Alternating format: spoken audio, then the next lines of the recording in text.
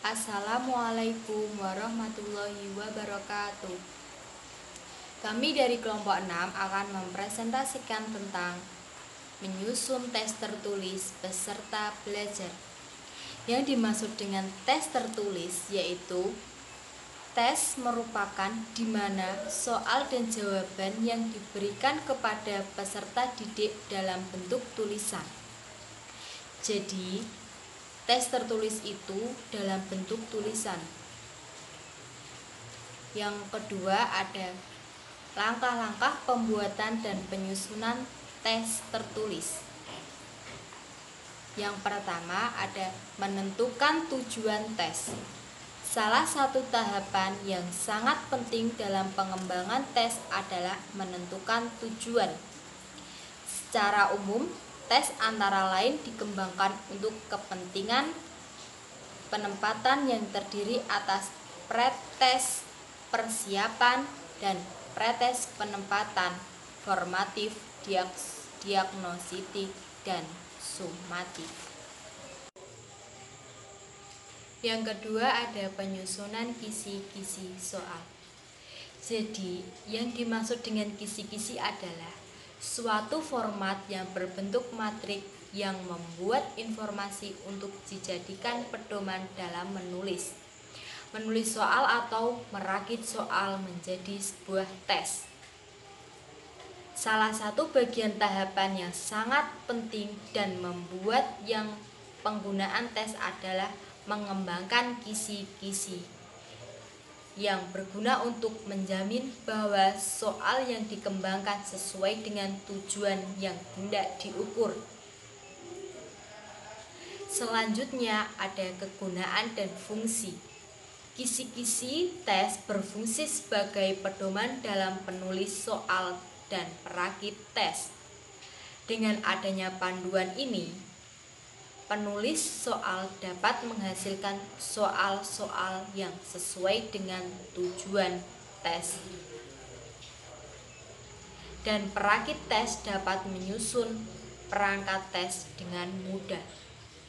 Dengan demikian, jika tersedia sebuah kisi-kisi yang baik, maka penulis yang berbeda akan dapat menghasilkan perangkat soal yang sangat relatif sama, baik dari tingkat kedalaman maupun cakupan materi yang ditanyakan. Selanjutnya ada syarat kisi-kisi yang baik. Dari berbagai variasi kisi-kisi yang dikumpulkan bahwa kisi-kisi harus memenuhi beberapa persyaratan. Yang pertama ada mewakili isi kurikulum yang akan diujikan. Yang kedua ada komponen-komponennya yang harus sangat rinci, jelas, dan mudah dipahami. Yang ketiga ada soal-soalnya harus dapat dibuat dengan indikator dan bentuk soal yang ditetapkan. Selanjutnya akan dijelaskan oleh teman saya. Terima kasih. Yang ketiga, syarat kisi-kisi yang baik. Dari berbagai variasi kisi-kisi dapat disimpulkan bahwa kisi-kisi harus memenuhi persyaratan sebagai berikut. Yang pertama, mewakili isi kurikulum yang akan diujikan. Yang kedua, komponen-komponennya rinci, jelas, dan mudah dipahami. Yang ketiga, soal-soalnya harus dapat dibuat sesuai dengan indikator dan bentuk soal yang ditetapkan. Yang keempat, komponen kisi-kisi tes tulis.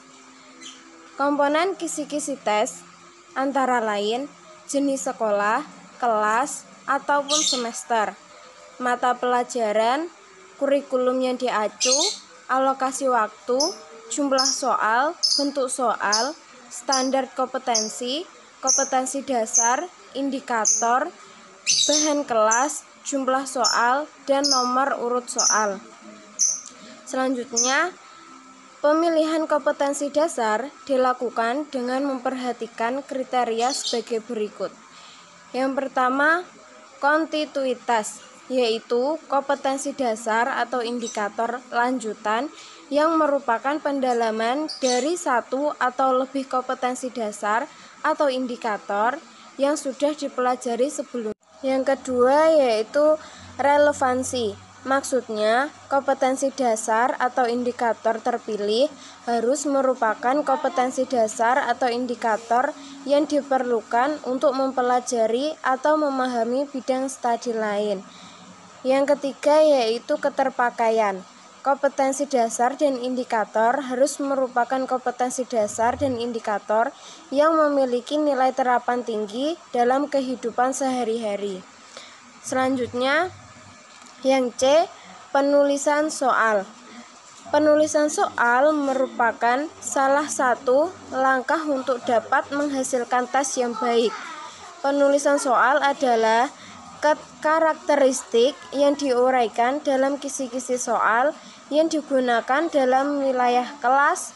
Umumnya dibedakan menjadi dua, yaitu tes objektif yang umumnya sangat terstruktur dan mengharuskan peserta didik mengisi kata atau memilih jawaban yang benar dari sejumlah alternatif yang disajikan.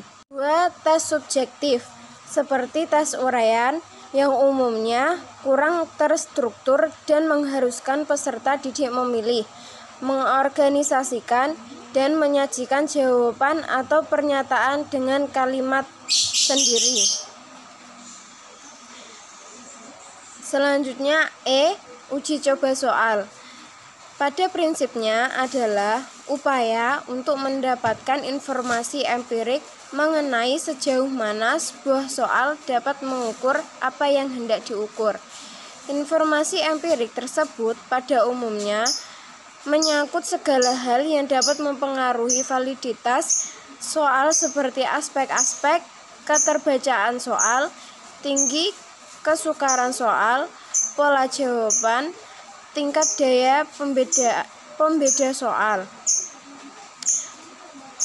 Dan dari hasil uji coba akan diketahui apakah soal lebih berfungsi. Tingkat kesukaran, daya pembeda, dan pola jawaban akan diuraikan dalam bab sendiri. Yang keenam adalah perakitan soal. Perakitan soal adalah perakitan soal yang memiliki kriteria dalam perangkat tes. Soal-soal yang baik hasil dari uji coba dapat dirakit sesuai dengan kebutuhan tes. Hal-hal yang perlu diperhatikan dalam perakitan antara lain penyebaran soal, penyebaran tingkat kesulitan, daya pembeda atau validitas soal, penyebaran jawaban, dan layout tes. Yang ketujuh adalah penyajian tes. Setelah tes tersusun, naskah atau tes siap diberikan kepada peserta didik. Hal-hal yang perlu diperhatikan antara lain petunjuk pengerjaan, cara menjawab, alokasi waktu yang disediakan, ruang, tempat duduk peserta didik, dan pengawas. Yang kedelapan adalah tahap penskoran. Penskoran atau pemeriksaan atas jawaban peserta didik dan pemberian angka dilakukan dalam rangka mendapatkan informasi kuantitatif dari masing-masing peserta didik. Penskoran harus dilakukan seobjektif mungkin. Yang kesembilan adalah pelaporan hasil tes. Setelah tes digunakan dan dilakukan penskoran, hasilnya dilaporkan. Laporan dapat diberikan kepada peserta didik yang dilakukan orang tua peserta didik, kepala sekolah. Laporan dapat digunakan sebagai alat untuk menentukan kebijakan selanjutnya. Yang ke-10 adalah pemanfaatan hasil tes. Hasil pengukuran yang diperoleh melalui tes berguna sesuai dengan tujuan dilakukan tes. Informasi hasil pengukuran dapat dimanfaatkan untuk perbaikan atau penyempurnaan sistem. proses atau kegiatan belajar mengajar maupun sebagai data untuk pengambilan keputusan dan menentukan kebijakan. Selanjutnya, saya akan menjelaskan tentang penerapan langkah-langkah pembuatan dan penyusunan tes tertulis dalam evaluasi proses dan hasil belajar ekonomi. Yang pertama, penentuan tujuan evaluasi. Dalam melakukan evaluasi, seorang guru mempunyai tujuan tertentu. Tujuan itu dapat berupa tujuan evaluasi. Misalnya, untuk mengetahui penguasaan peserta didik dalam kompetensi atau subkompetensi tertentu setelah mengikuti proses-proses pembelajaran. Yang kedua adalah penyusunan kisi-kisi soal. Kisi-kisi soal dikenal pula dengan nama tes blueprint. Pada intinya, kisi-kisi ini diperlukan sebelum seseorang menyusun suatu tes. Kisi-kisi adalah suatu deskripsi mengenai ruang lingkup dan isi apa yang diujikan, serta memberikan perincian mengenai soal-soal yang diperlukan dalam mengevaluasi. Yang ketiga yaitu penulisan soal. Ada dua bentuk penyusunan soal tertulis, yaitu yang pertama, soal dengan memilih jawaban seperti pilihan ganda, dua pilihan, dan menjodohkan. Yang pertama, saya akan menjelaskan tentang pilihan ganda. Tes pilihan ganda dapat digunakan untuk menilai kemampuan mengingat dan memahami. Pilihan ganda mempunyai kelemahan, yaitu peserta didik tidak mengembangkan sendiri jawabannya, tetapi cenderung hanya memilih jawaban yang benar. Dan jika peserta didik tidak mengetahui jawaban yang benar, maka peserta didik akan menerka jawaban tersebut. Hal ini menimbulkan peserta didik tidak belajar memahami pelajaran, tetapi hanya menghafalkan soal dan jawabannya. Alat penilaian ini kurang dianjurkan pemakaiannya dalam penilaian kelas karena tidak mampu menggambarkan kemampuan peserta didik. Selain kelemahan, pilihan ganda juga mempunyai keunggulan. Keunggulan soal berbentuk pilihan ganda adalah dapat mengukur kemampuan atau perilaku secara objektif. Selanjutnya, saya akan memberikan contoh tentang soal pilihan ganda. Berilah tanda X, huruf A, B, C, dan D pada jawaban yang benar. Ada soal yang pertama, kelangkaan sumber alam, tenaga kerja, serta modal dan teknologi menyebabkan terjadinya kelangkaan. Pilihan A yaitu sumber daya peralatan, B sumber ekonomi, C sumber penerimaan, dan D sumber daya manusia. Dari contoh soal tersebut, peserta didik akan memilih jawaban yang benar, kemudian peserta didik akan menyilang salah satu jawaban tersebut. Yang kedua yaitu soal dengan dua pilihan. Bentuk soal dua pilihan jawaban ini menuntut peserta tes untuk memilih dua kemungkinan jawaban, yaitu benar dan salah.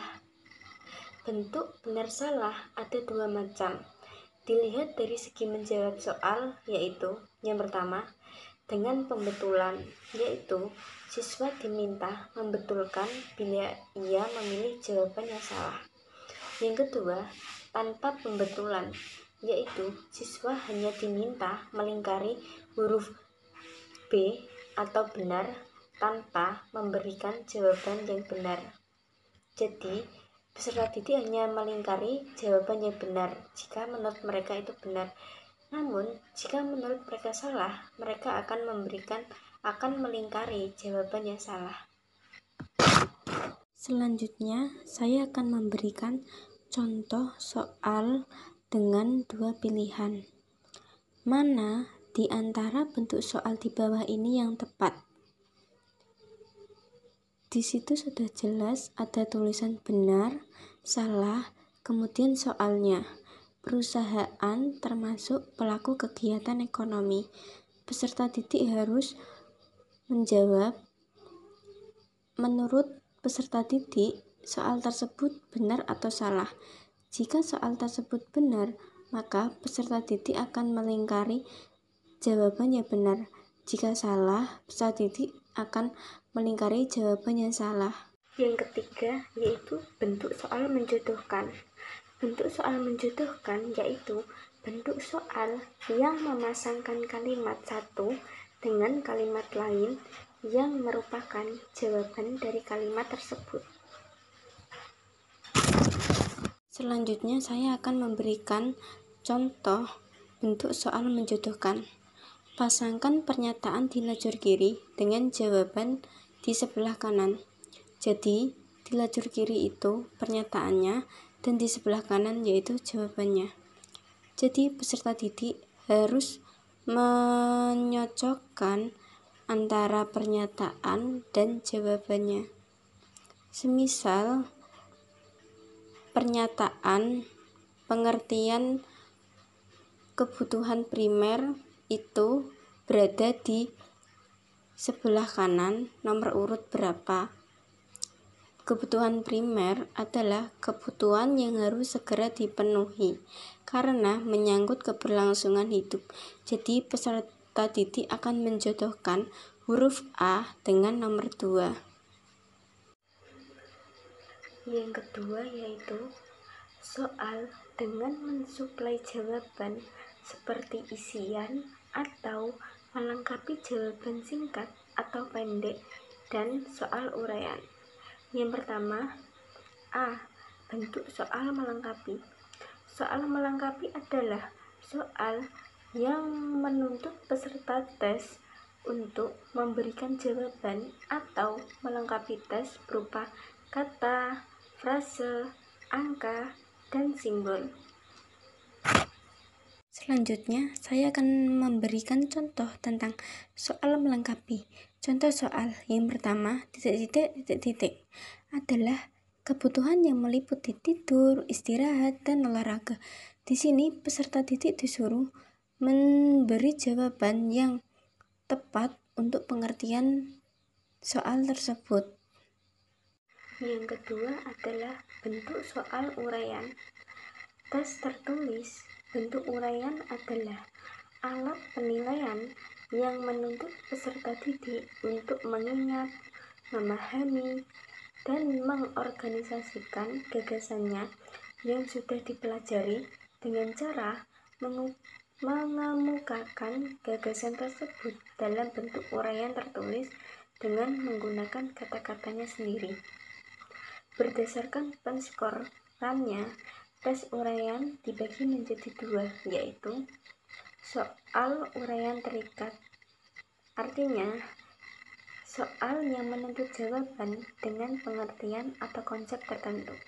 Yang kedua, soal uraian bebas, yaitu soal yang menuntut jawaban berupa pengertian atau konsep menurut pendapat setiap peserta tes sehingga penskorannya sukar dilakukan secara objektif. Selanjutnya saya akan menjelaskan tentang contoh soal uraian. 1. Dalam situasi krisis ekonomi saat ini, apakah sistem ekonomi Pancasila dapat memberi solusi yang tepat bagi bangsa Indonesia? Sertakan alasan Anda. Di sini peserta didik disuruh menjawab dan memberikan alasan mereka menjawab pertanyaan tersebut. Dengan adanya soal uraian akan menyulitkan peserta didik yang biasanya suka mencontek jawaban temannya. Dan peserta didik bisa belajar dan memahami pertanyaan tersebut dan menjawab soal tersebut dengan jawaban yang benar dan menggunakan kata-kata peserta didik sendiri. Biasanya seorang guru Jika memberikan soal uraian mewajibkan, tidak boleh mencontek. Biasanya, seorang guru akan memberikan himbauan kepada peserta didik. Jika ada jawaban yang sama, maka nilai tersebut akan saya kurangi. Itu yang akan membuat peserta didik jera tidak mencontek jawaban teman.